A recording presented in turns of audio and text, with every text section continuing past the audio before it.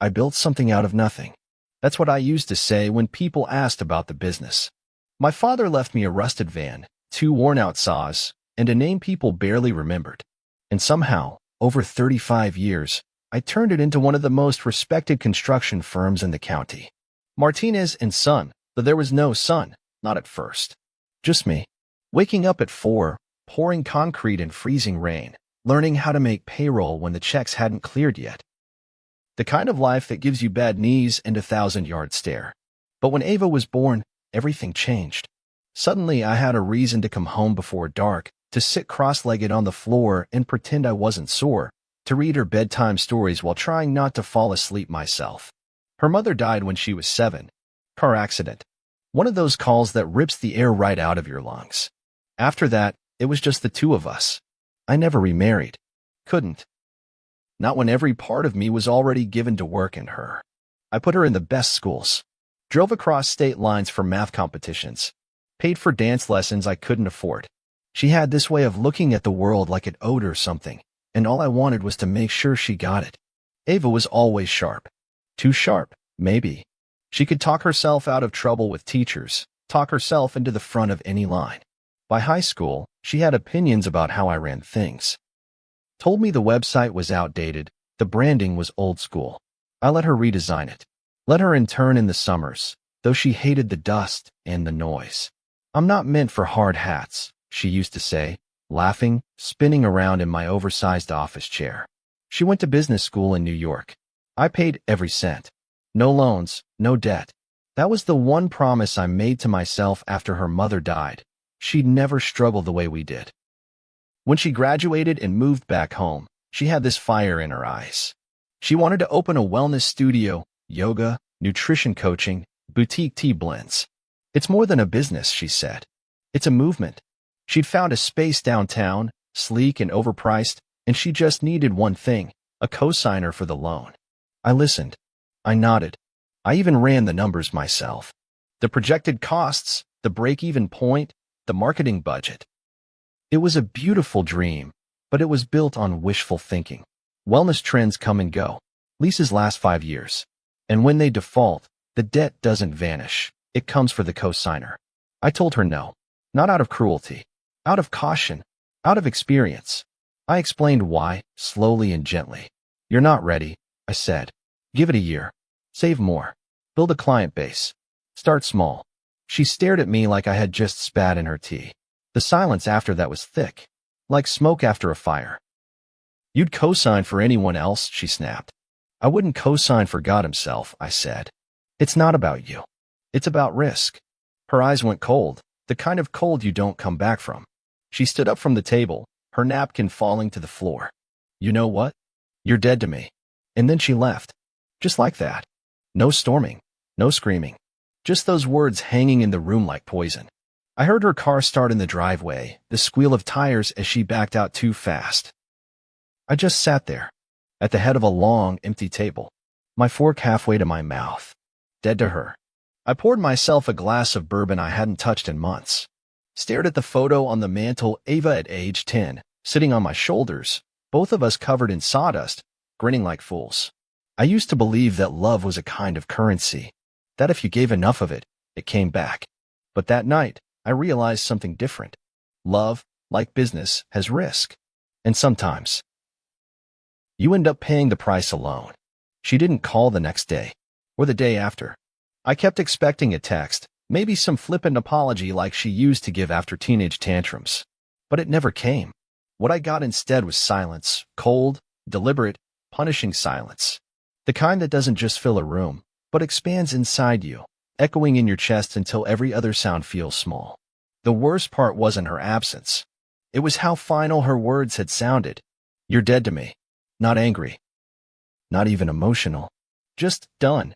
I replayed it in my head so many times it started to rot the edges of my memories with her, memories I used to lean on when life felt too heavy. Her first steps across the sawdust-streaked floor of the warehouse. Her squeals of joy when I surprised her with a puppy. Her college graduation when she ran into my arms, tears in her eyes, whispering, "We did it, Dad." I tried to stay busy. That's what I'd always done. Buried myself in invoices, site plans, and contractor meetings. But it didn't work like it used to. Everything I touched reminded me of her. The custom cabinets she helped design for a client last spring. The social media account she set up. Even the lavender candle in the office she insisted would make us seem more approachable. It still sat on the corner of my desk, half-burned. That Saturday, we had a family dinner planned. One of those rare evenings when cousins and siblings and in-laws came together over roasted chicken and loud stories. I thought maybe Ava would show up. Maybe she'd let her pride crack. Maybe I could fix it. She arrived 20 minutes late. Not unusual, but her entrance was. She walked in with her shoulders squared, chin high, wearing a sleek black coat I didn't recognize and a silence that warned the room to stay small. We made eye contact. Brief. Barely. She gave a nod to her uncle, hugged her aunt, then slid into the seat furthest from mine. I opened my mouth, but closed it again when I saw her glance at her phone mid-conversation, as if the evening bored her. Midway through dinner, someone made the mistake of asking how her new business venture was going. She set her fork down slowly. "It's on hold," she said flatly. Apparently not everyone believes in supporting family anymore. The table tensed. Her cousin, bless his heart, tried to laugh it off. Come on. Every entrepreneur hits a bump. You'll get there." That's when she looked up, directly at me, voice cold and sharp. Hard to get there when your own father doesn't think you're worth a signature. The air vanished from the room. My brother shifted in his seat. My sister-in-law reached for the wine bottle like it was a life raft. I tried to stay calm, measured. "This isn't the time, Ava." "No," she said, standing. "You're right. The time was 2 weeks ago when I needed your help. But instead, you made it clear your trust has limits." I stood more out of instinct than decision. I was protecting you from a decision that could bury you in debt before you even start. "You're not ready." She laughed short, bitter. "No, I'm just not you. And because of that, nothing I want will ever be good enough." "That's not true," I said, but it sounded hollow even to me. She stepped around the table slowly, heels clicking on the hardwood like gunshots. She stopped just short of me, voice low but seething. "You gave your life to that business. I gave you. Everything I did was to make you proud. But now, you're dead to me." She left before I could reply. Just like last time. Only this time, she took the air with her. Nobody spoke for a long time. My nephew scraped his fork against his plate.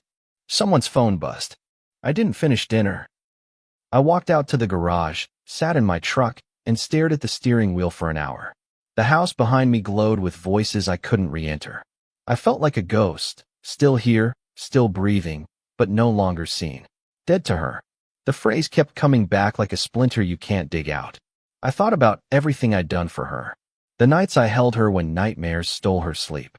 The day I shut down the job site to be at her school science fair. The years I worked late and woke up early so her world could stay soft. And now? One word, dead, erased it all. That was the moment something shifted. Not anger. Not yet. But a detachment. Like a cord had been cut. Something told me not to call this time. Not to chase. Not to apologize just to keep the peace. If she wanted me dead, maybe it was time I showed her what dead really looked like.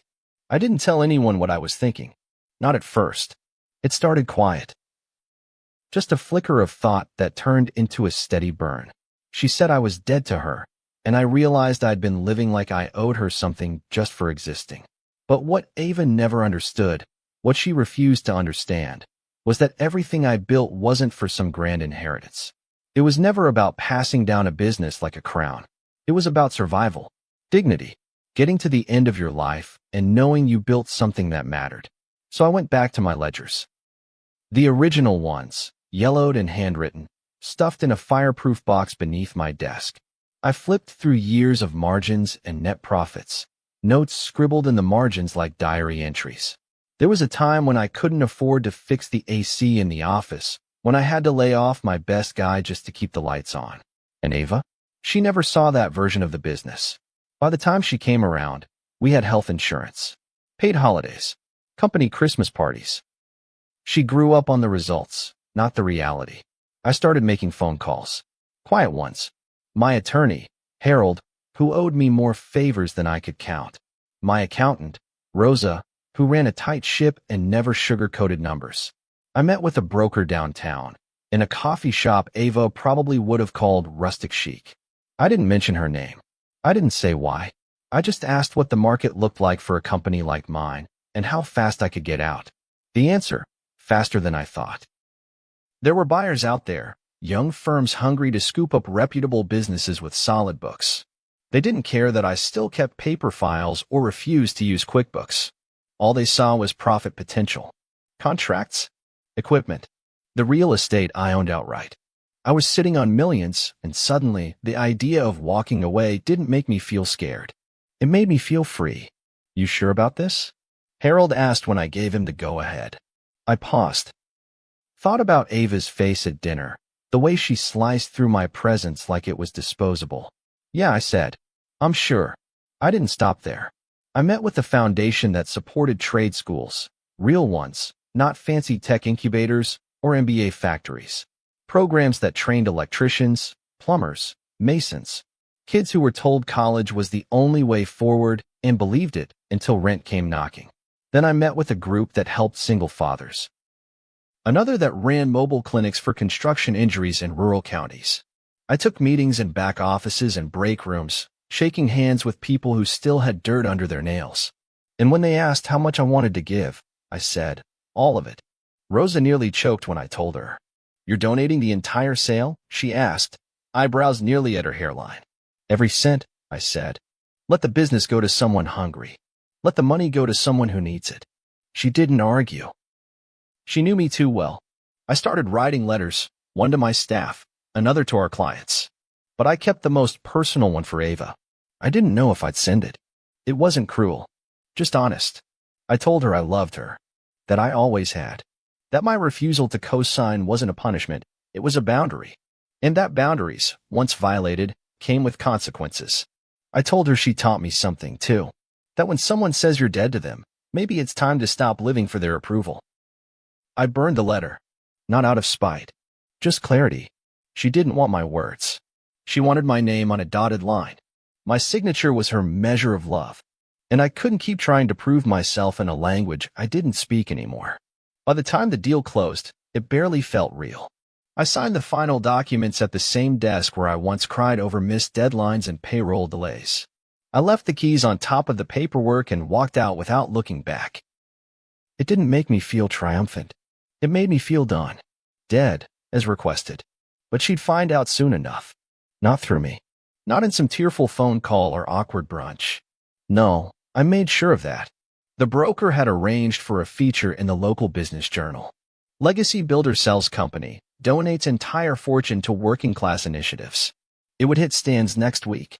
I pictured her reading it, her coffee growing cold, her fingers tightening around the mug. The silence stretching before the fury. And maybe, just maybe, she'd understand what it meant to say someone was dead to you and have them believe you. She found out the way I hoped she would, through someone else's words. The paper hit newsstands on a Thursday morning. Bright cover, big headline. They'd run a photo of me standing in front of the old office, arms crossed, sun catching the silver in my beard. The quote beneath it read, "If legacy means anything, it's what you leave behind when no one's clapping." I didn't buy a copy. Didn't need to. I'd lived every word of that article before the journalist ever typed it up. But from the moment it ran, my phone lit up like a Christmas tree. Old friends. Competitors. Former clients. My high school shop teacher. Everyone had something to say, some variation of, "I had no idea you were doing this," and "Your daughter must be proud." I didn't respond to the last one. Because by then, I'd already seen her name flash across my screen twice. Missed calls. No voicemails. Then a text, short and sharp. "Is this a joke?" I didn't answer. An hour later, the knock came, 3 quick pounds on the front door like a warning, not a greeting. I opened it, and there she stood. Ava, cheeks flushed, eyes wild, that same black coat draped over her shoulders like armor. She didn't wait for an invitation. Just barreled past me into the living room, phone clutched in her hand like a smoking gun. "You sold the company?" I closed the door, leaned against it. "Yes." "And gave everything away?" Her voice cracked on the last word. "All of it. To strangers?" "They're not strangers," I said. "They're people who need it. People who'll use it. What about me? She shouted, stepping toward me. You gave my inheritance to what? Plumbers. I bit the inside of my cheek. Hard. It was never yours, Ava. That business wasn't a trust fund. It was my life. You said I was dead to you. So I let it go. Her breath caught. She stumbled back a step, as if slapped. That's what this is? A punishment? No, I said quietly. It's a conclusion. She turned in a slow circle, I sweeping the house like it was suddenly foreign. Her jaw clenched. Do you have any idea what you've done? Do you know how hard I've worked? How much I needed that loan? I do, I said. And I know how hard I worked. Every year. Every sacrifice. And you reduced all of it to a signature. When I didn't give it, you cut me out. You cut me out, she fired back. You always have. You never took me seriously. Never thought I could do anything on my own. You asked me to not let you do it on your own, I said. You asked me to take the fall if it failed. She stared at me then. Really stared. Something behind her eyes flickered. Rage, grief, disbelief. You should have told me, she whispered. You should have let me fight for it. I shook my head slowly. You didn't want to fight. You wanted me to fold. She looked around again, this time like she was searching for something that would ground her, some proof that this was still her home, that she still belonged here. But she didn't find it. You ruined everything, she said, almost to herself. I didn't reply. There was nothing left to ruin. The business was gone. The money was gone. And the version of me who would have bent over backward to earn her love, that man was gone too. She walked to the door, stopped with her hand on the knob. You'll regret this, she said, without turning around. Maybe, I said, but not as much as I've regretted trying to buy peace. The door closed with a softness that felt more final than a slam. I stood there for a long time after, in the stillness, letting the silence settle around me like fresh snow. My chest ached. Not with sadness, but with the strange relief of something unburdened. It was done. The business. The fight. The need to explain myself to someone who'd already written my obituary. She said I was dead. Now, finally, I was. She didn't stay away. 3 days later, she was back. Less fire, more calculation. This time, she didn't knock. Just let herself in with the key I hadn't yet had the heart to collect. She walked in like a lawyer preparing to appeal a verdict. All crisp edges and quiet fury. I was in the kitchen, rinsing a mug, the smell of black coffee still hanging in the air. She stood in the doorway, arms folded. I talked to Aunt Rosa, she said. She told me everything. I dried the mug slowly, deliberately. I figured she might. She said you've been planning this for weeks. That you didn't just donate the money. You set up foundations, charitable trusts, endowments. I nodded. That's right. She stepped forward. You did all of that just to cut me out. I looked at her hard then. Not like a daughter, not like a stranger, but like someone I couldn't quite place anymore. No, I did it because I was finally ready to stop begging for your approval.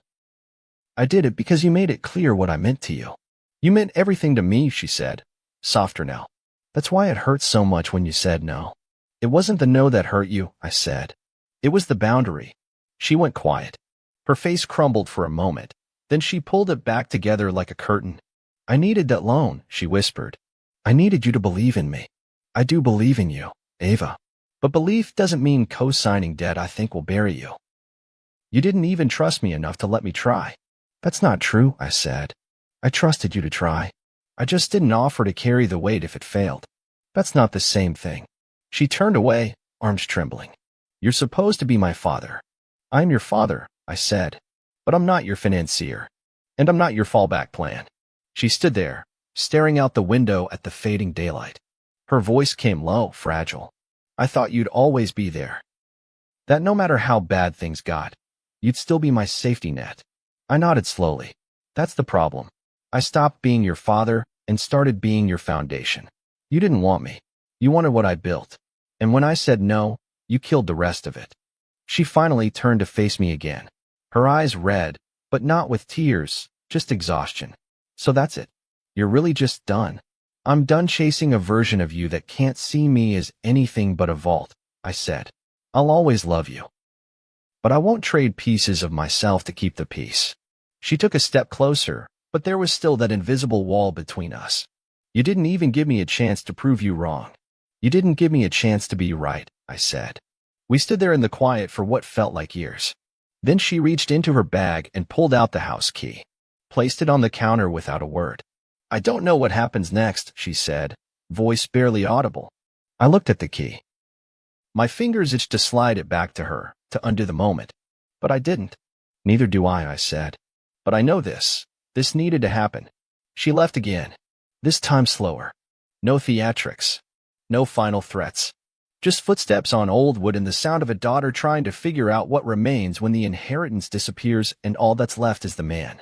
And I just stood there, hands on the counter, staring at the key. It was funny.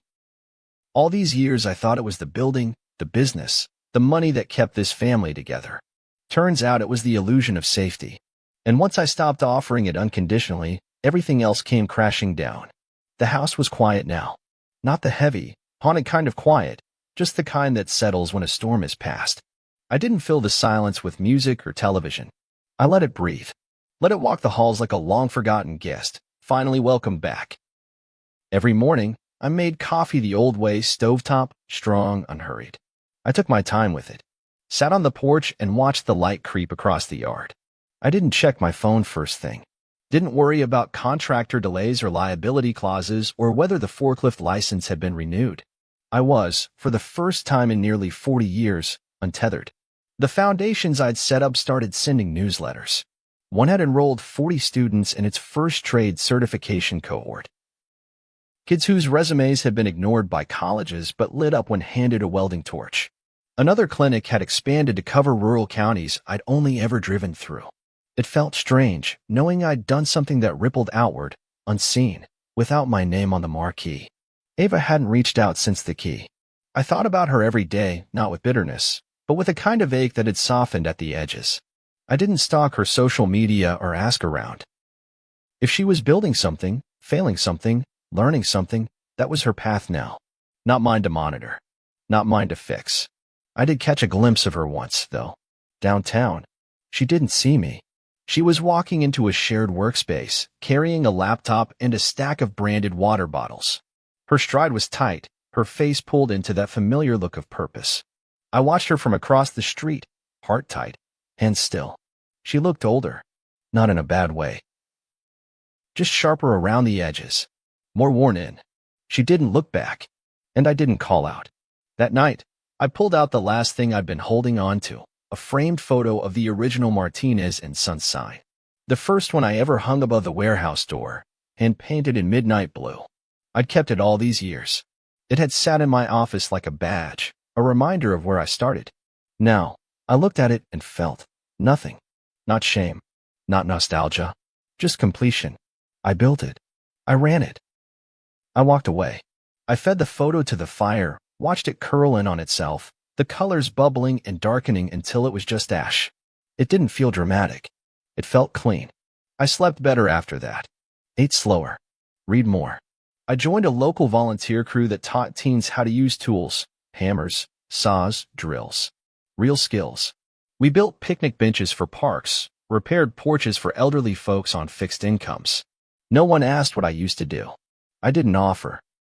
And when I lay in bed at night, I didn't replay the fights, the disappointment, the what-ifs. I didn't hold imaginary conversations with Ava where she apologized, or I did. I didn't rehearse the kind of reconciliation you only see in movies. I just breathed, let go, and lived. Some people might call that lonely. But to me, it was freedom. If this story hit home for you, if you've ever had to walk away to find your peace, subscribe for more raw, real family stories. Share this with someone who needs to hear that choosing yourself isn't selfish, it's survival. Your story matters, too. See you soon in the next one.